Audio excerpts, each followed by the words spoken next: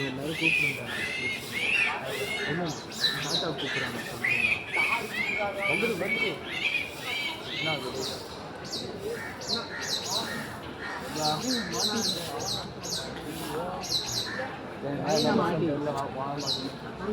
மரத்தில் அந்த இதில் மெயினாக மாட்டி மரத்தை ஆட்டி விட்டா வராதா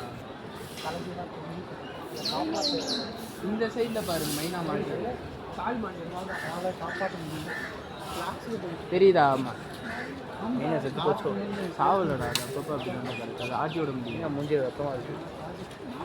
ஹலோ புரியல ஏ கால் செம்மையாக மாட்டி நான் ஜாஸ்தி வந்துட்டேன் புரியல